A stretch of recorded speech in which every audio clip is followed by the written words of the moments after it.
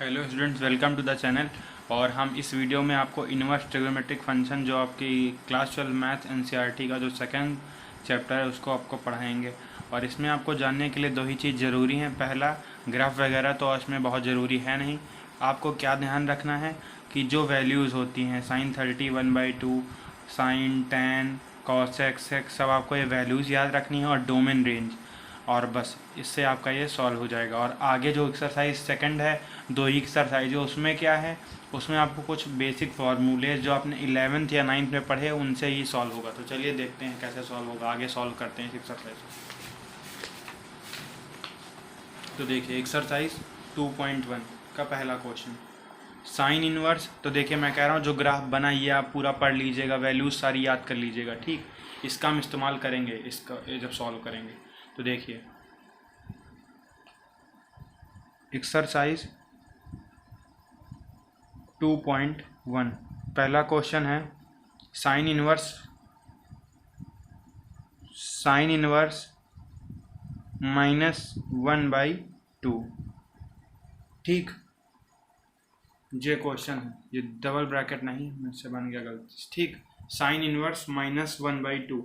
तो देखिए इसको कैसे सॉल्व करेंगे। और एक चीज़ आप ध्यान दीजिएगा कि इसमें एक ही तरह से सारे क्वेश्चन सॉल्व होंगे। देखिए साइन इनवर्स -1/2 गिवन है। हम यहाँ पर पहले लेट करेंगे, लेट एक्स वाई जेड कुछ भी आप हम मान लेंगे, x y equal to sine inverse -1/2 और y इजकल टू 1/sin -1/2, ठीक।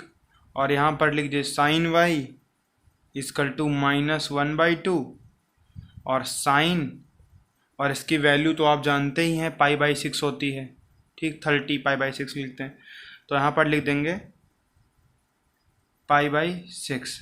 अभी अंदर आ जाएगा साइन -π/6, ठीक। We know that the range of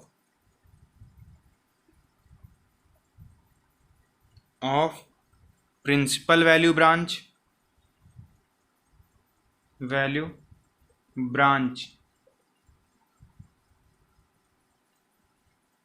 of sine inverse is -π/2, π/2, ठीक। साइन -π/6 इजकल टू -1/2, जो वहाँ पर हमने इजकल टू में लिखा था, ठीक। ये इतना आप समझ गए। इसके बाद द प्रिंसिपल, बस ये यहाँ आ जाएगा, यही principal value, the principal value branch of sine inverse -1/2 is -π/6 और इजकल टू -π/6 ही आंसर हो गया, ठीक। और डिग्री रेडियन तो आपने पढ़ा ही ना, आइए समझ जाएंगे ना, π/6 30 को कहते हैं, ठीक। अब हम क्वेश्चन नंबर सेकंड को सॉल्व करेंगे एक एक्सरसाइज का, ठीक। पहले आपको समझ में आ गया, पहले लेट किया, फिर यहाँ पर हमने साइन वाइज कर टू -1/2 और साइन -π/6 आया। We know that the range of principal value branch of sine inverse is -π/2, π/2, sine -π/6 equal to -1/2। The principal value branch of sine inverse -1/2 is -π/6 equal to -π/6 answer. और ये जो है हमने इस्तेमाल किया, ये देखिए रेंज लिखी हुई है, ठीक। और दूसरा कॉस इनवर्स √3/2, दूसरा क्वेश्चन है कॉस इनवर्स √3/2। फिर लेट कर लेंगे, लेट कीजिए, y equal to cos inverse √3/2 और y इजकल टू 1/cos √3/2 और cos y इजकल टू √3/2, ठीक।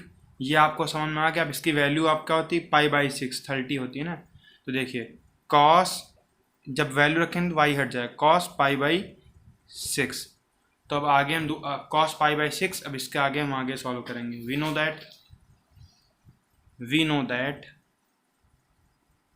जैसा कि हम जानते हैं, we know that the range of the range of principal value branch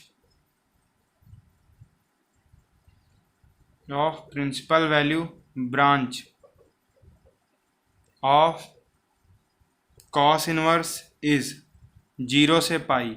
ये लिखी हुई है, आप याद कर लीजिएगा। ठीक, बुक में सामने ही आपके लिखी हुई, लेकिन आप ये नहीं खरीदें बुक खोल के आप लिखें। ठीक, आप याद कर लीजिएगा मन में। ठीक, अच्छे से पढ़िएगा। ठीक, इज 0, पाई। अब फिर कॉस पाई बाई 6, ये पीछे आया था ना जो हमने किया था आगे, इक्वल टू √3/2 जो था। अब फिर यहाँ पर लिख देंगे therefore the principal value branch of cos inverse √3/2 is π/6। तो π/6 जो है आपका आंसर हो जाएगा। ठीक, अब क्वेश्चन नंबर 3 को सॉल्व करेंगे। 3 में क्या है, शायद कॉसेक इनवर्स 2। तो let y equal to cosec inverse 2। ठीक, तो ये मान लीजिए, और y इक्वल टू 1/कॉसेक 2। ऐसा तो लिख ही सकते हैं ना, 1/2 कर सकते हैं। इनवर्स में लिखा, इस तरह आपको रिप्रेजेंटेशन इसका भी हो सकता है। अब देखिए कॉसेक y इक्वल टू 2। ठीक, और ये किसकी वैल्यू हो जाएगी, ये हो जाएगी π/6 की। Cosec π/6। We know that the range of principal value branch of cosec inverse is -π/2, π/2।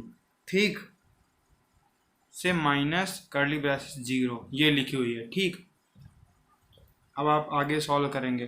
Cosec π/6 equal to 2, और the principal value of cosec inverse is π/6।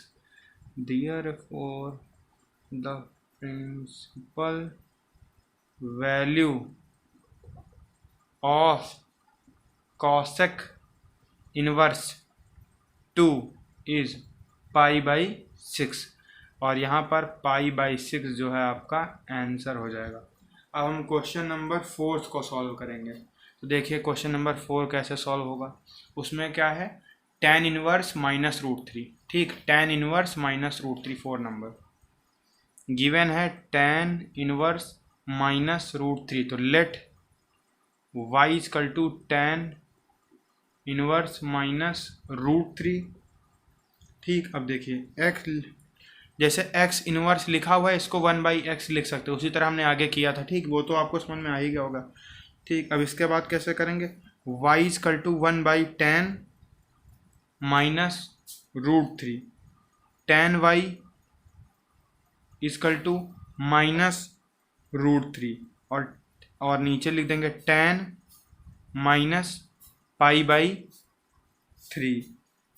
-π/3। ये तो आपको समझ में आएगा। अब आगे लिख देंगे इसकी value branch. We know that the principal value branch of tan inverse is -π/2, π/2। ठीक, तो जो हमने सॉल्व किया वो लिख देंगे, tan -π/6 इक्वल टू -√3। अब लिख देंगे therefore the principal value of tan inverse -√3 is -π/3। तो π/3 होगा यहाँ पर, π/4 नहीं। ठीक, तो -π/3, तो यही आपका आंसर हो जाएगा, π/3। अब हम क्वेश्चन नंबर 5 को सॉल्व करेंगे। 5th क्वेश्चन नंबर आप देख लीजिए एक बार, इसमें क्या गिवन है। 5th क्वेश्चन नंबर में है कि cos cos inverse 1/2, cos inverse -1/2। तो देखिए कॉस इनवर्स -1/2, तो देखिए let y equal to cos inverse -1/2। ठीक, अब इसको लेट कर लिया हमें नीचे, फिर उसी तरह x inverse equal to 1/x लिख सकते हैं, उसी तरह कॉस इनवर्स को लिख सकते हैं 1/cos। तो देखिए y इक्वल टू 1/cos -1/2 और cos y इक्वल टू -1/2 और cos π/3। ठीक, और यहाँ पर माइनस होगा और जब अंदर आएगा तो इसकी आप कंडीशन देख लीजिएगा, इसमें 0, पाई है तो ये माइनस में होगा। तो ये cos पाई -π/3, तो 2π/3 आ जाएगा। तो देखिए cos 2π/3, तो we know that the range of principal value branch of cos inverse is 0, pi.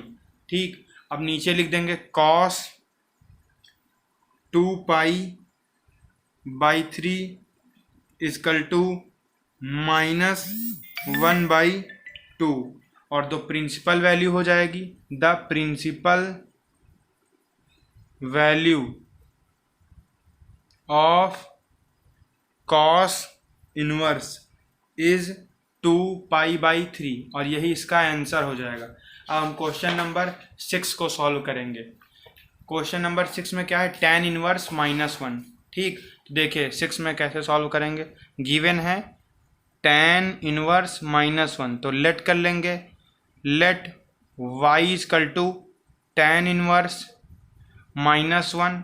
ठीक, अब हमने ये लेट किया कि y equal to tan inverse -1 और यहाँ पर मानेंगे y इक्वल टू 1/tan -1 और tan y इक्वल टू -1 आ जाएगा।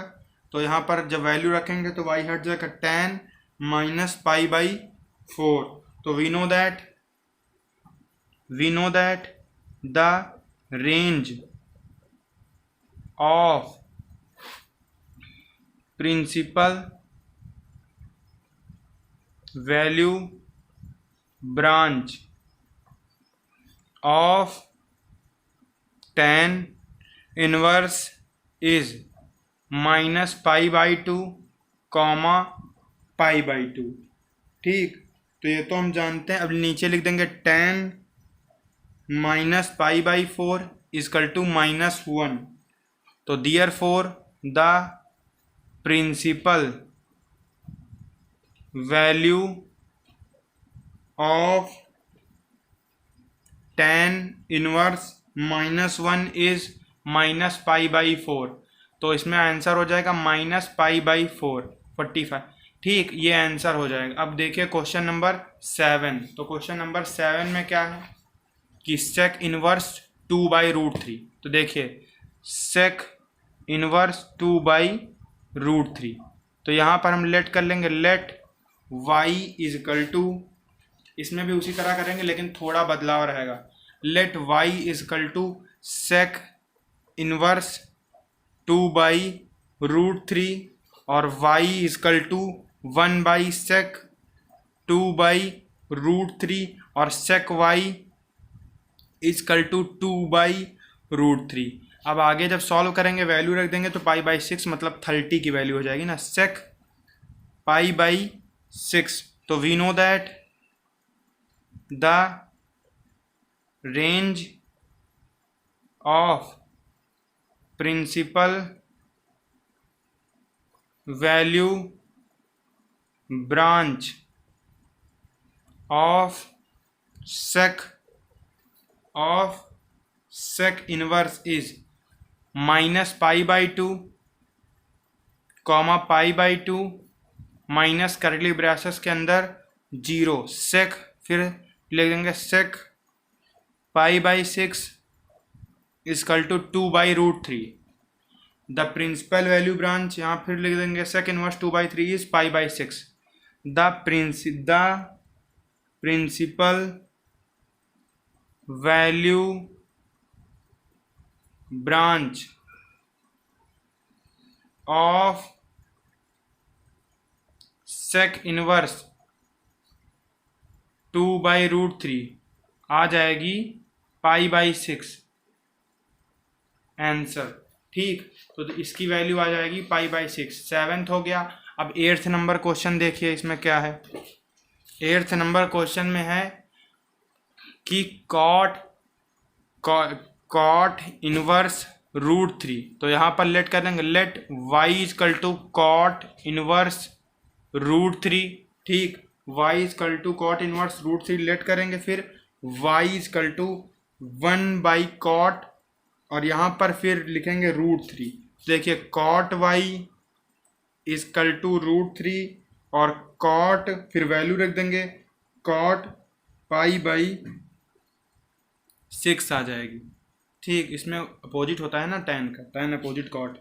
तो we know that the range of principal value branch